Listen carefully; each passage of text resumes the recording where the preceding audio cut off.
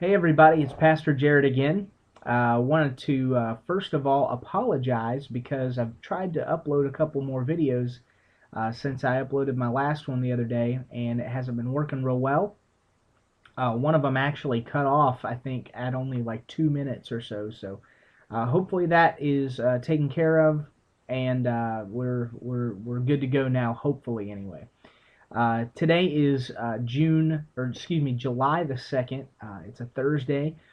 Glad you're joining us again. And there's been a lot of stuff going on, but I think I want to just go ahead and jump right into what I was reading today.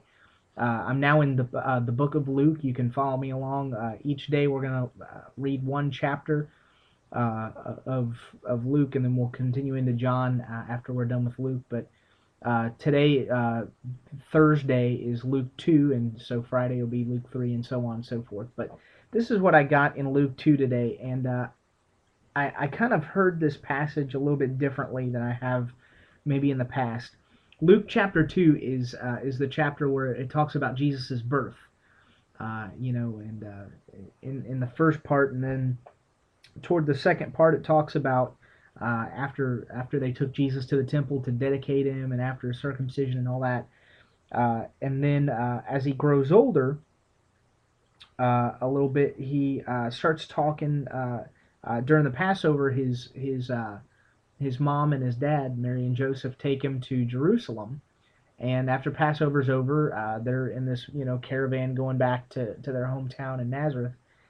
And it's strange because Mary and Joseph assume that he's with some of the other family in this caravan, and so they start looking for him after they've traveled about a day and haven't seen him, and realize that he's not with this group. So they rush back to Jerusalem, and they find Jesus, and this is what it says in verse 45.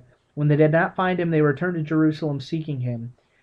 Now so it was that after 3 days they found him in the temple, sitting in the midst of the teachers, both listening to them and asking them questions.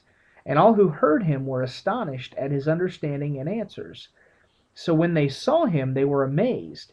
And his mother said to him, this is what gets me. His mother said to him, Son, why have you done this to us? Look, your father and I have sought you anxiously. In other words, Jesus, we've been looking all over for you. Why have you done this to us? Where have you been? And Jesus answers, he says to them, why did you seek me? Did you not know that I must be about my Father's business? But they did not understand the statement which he spoke to them.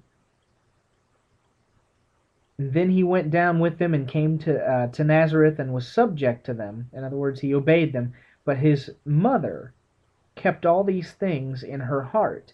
And Jesus increased in wisdom and stature and favor with God and men. You know, I started thinking about this, and it's easier for me to understand now that I'm a parent.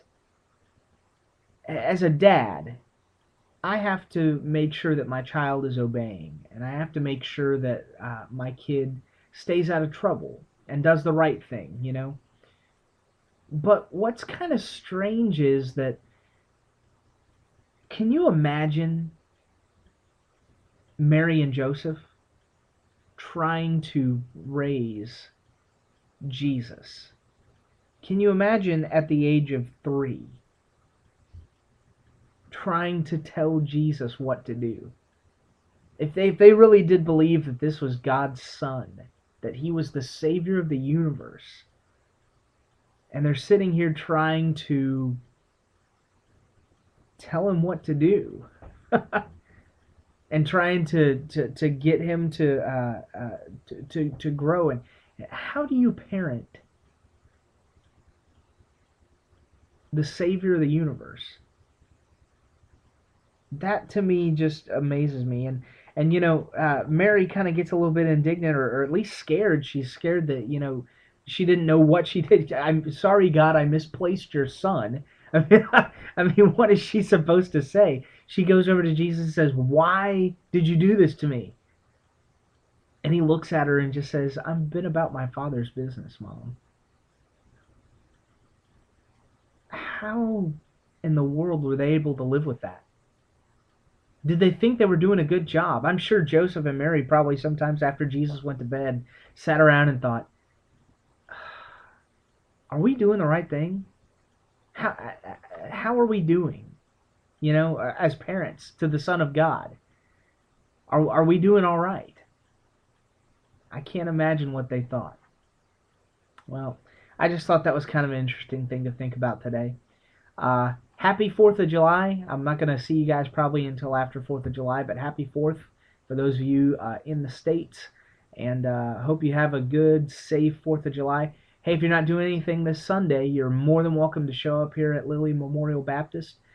You can find us online at Lily Church, Lily Church.com.